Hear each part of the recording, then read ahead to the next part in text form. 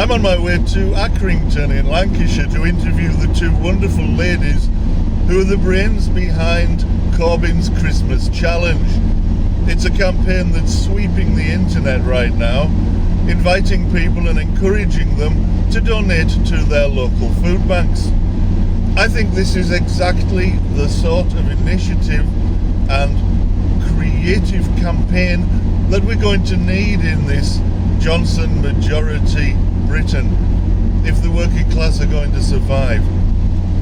We need to heal the divisions that have existed between us for the last 3.5 years, and we need actively to help and support each other.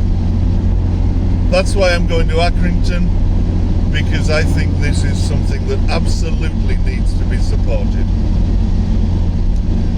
Satnav tells me I have 120 miles or so to go, so I'll see you in a couple of hours. He went round all his mates, got all the money off him, did a massive shop, all Tories, and now their money's been spent in Jeremy's name. Brilliant.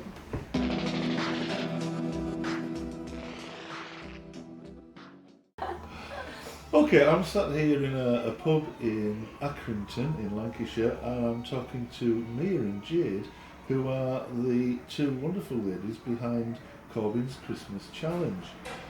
So, ladies, if I can ask you just to begin with, why Corbyn's Christmas Challenge?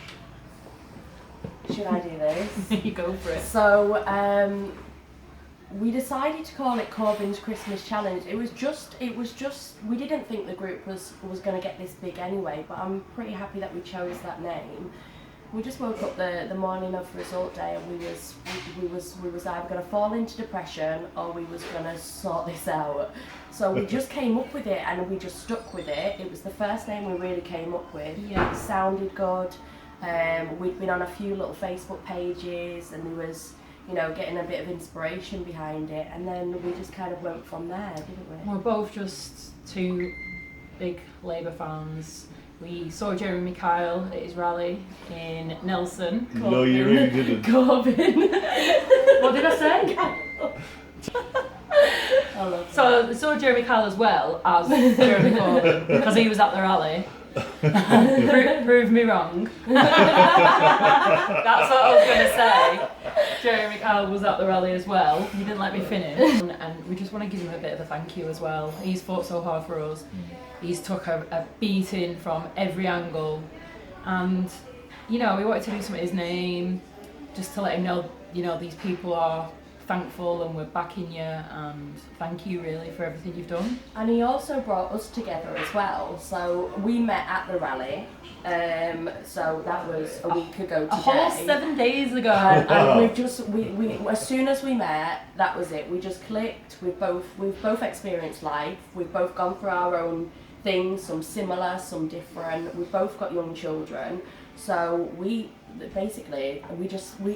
Corbyn was the light at the end of the tunnel. Yeah. So kind of to lose him was difficult, but we just wanted to turn that around and give people hope, because that's the JC message, isn't it? It's about hope and it's about unity, coming together. Yeah. And we just want to push that forward and hopefully, make some positive change. You do have a major emphasis on community and on people and bringing people together. Can you tell me a little bit more about your views there on what the community could achieve? Yeah, this is one of our main focuses, to be honest, of what we want to achieve.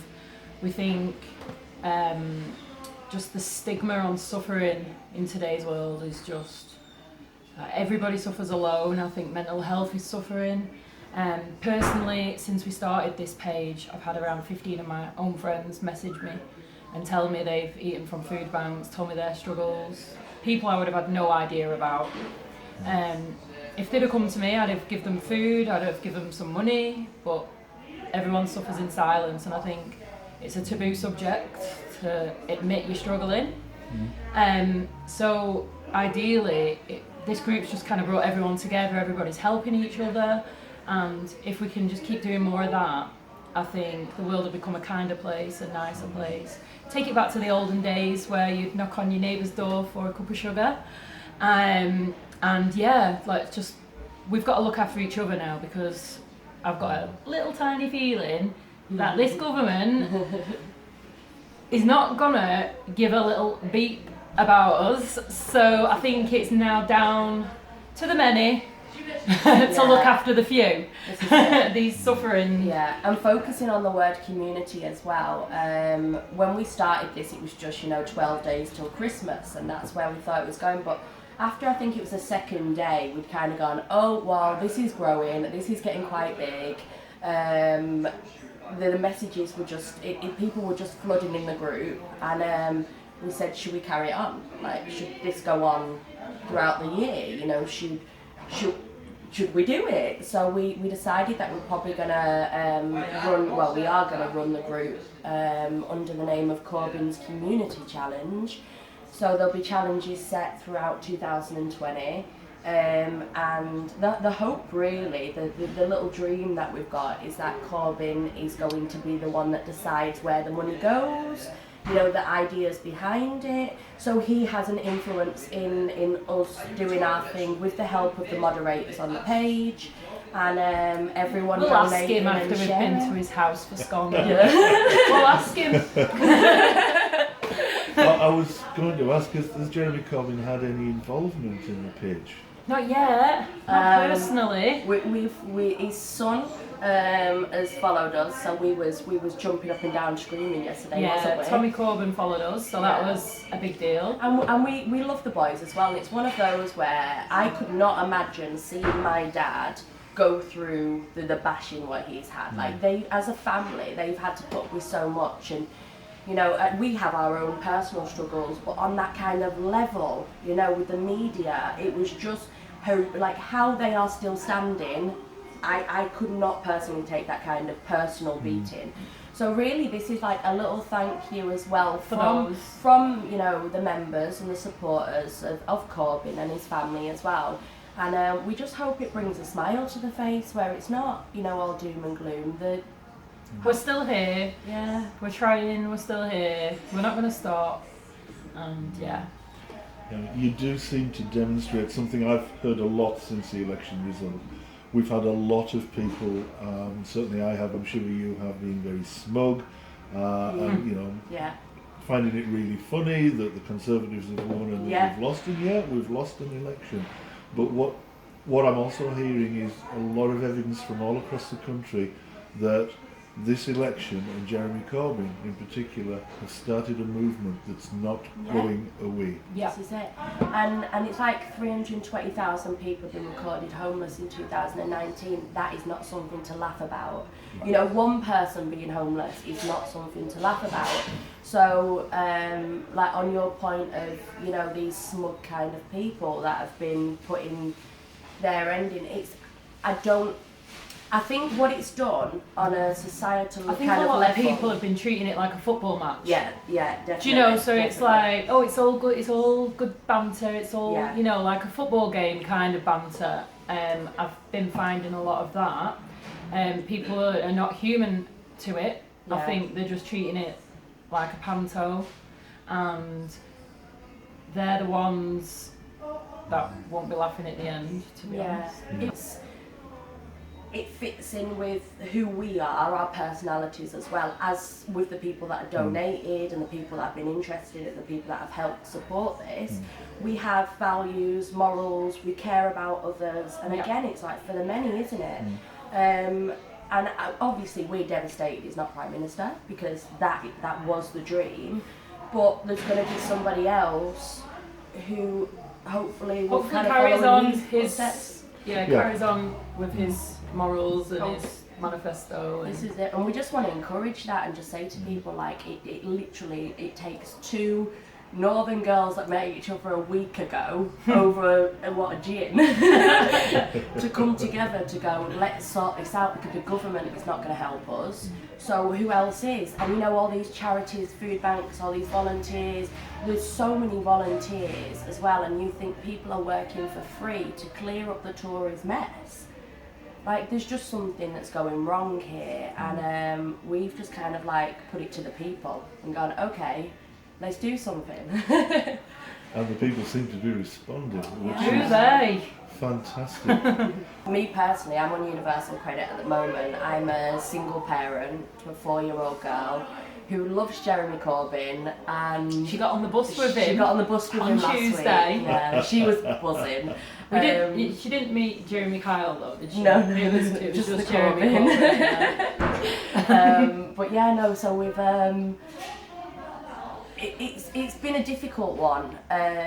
When I've never been on benefits myself, so to then be faced, and I read about this, and you know I've studied this, and I did a bit of politics in university and stuff, and I never.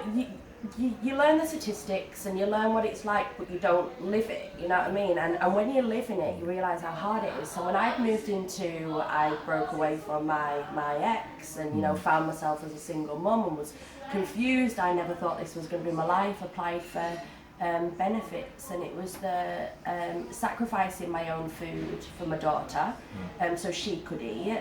And I've lost 3 stone because of it, and you know I know how to cook, and you know these people go, well they eat rubbish and they don't know how to cook and all of this. Like, I'm a fairly healthy person, and I still really struggle to live off like half a tin of spaghetti a day, if that.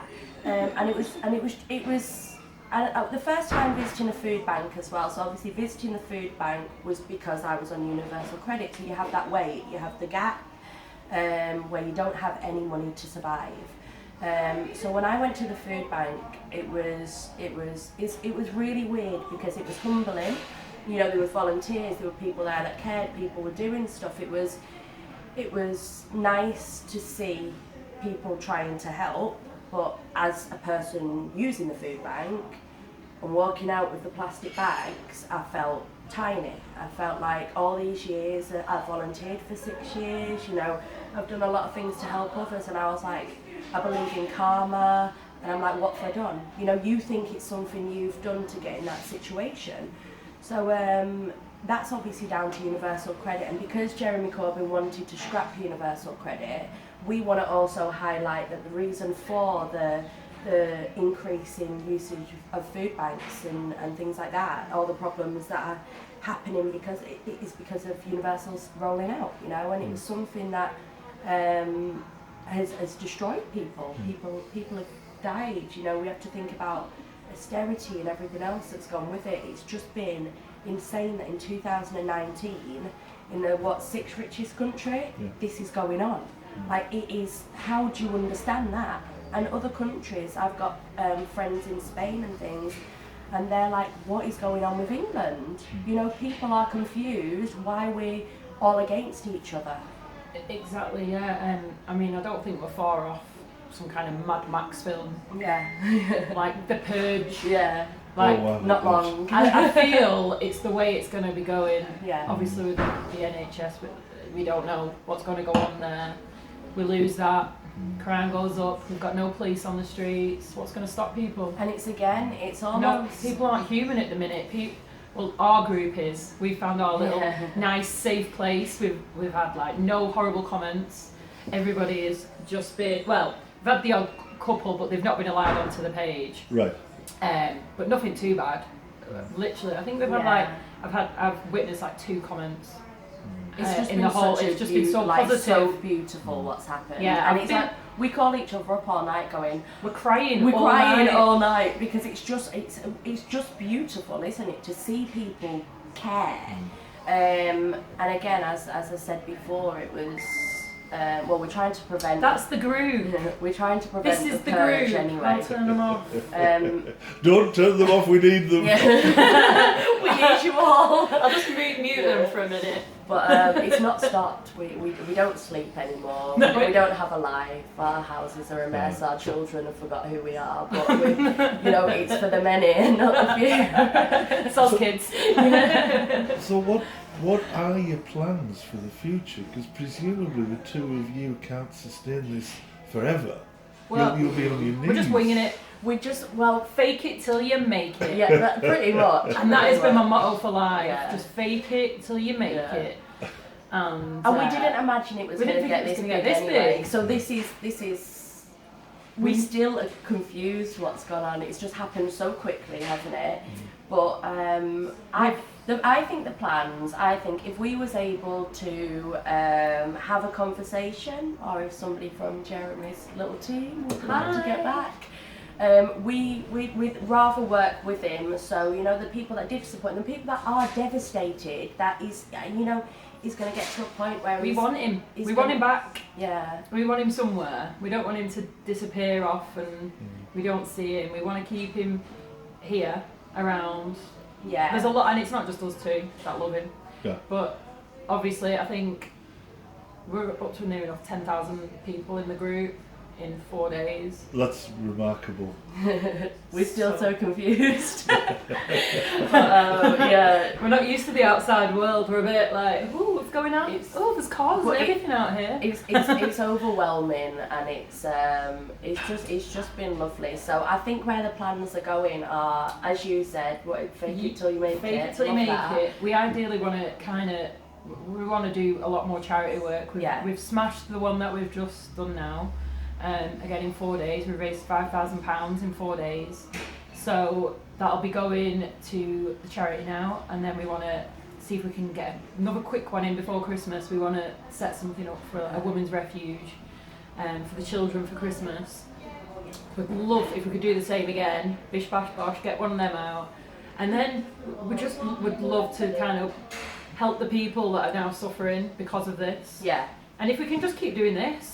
And even the people that can't afford to donate, like I can't afford to donate, you know what I mean? I don't have £5 to spend on this, but the people that can't donate, share, tell your mates, they've been tag volunteering people, in shelters, like smile to a stranger in the street, help out your elderly, like get involved in just being kind, you know what I mean? Like treat people.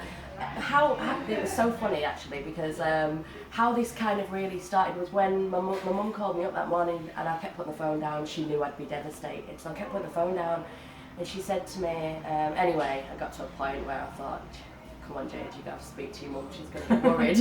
And she was worried, because she knows how much, you know, like passion we've put in this, and we've had it's been a long few years, hasn't it? And I mean, this hasn't just been going on this general election, it's been going on since the previous general election before that.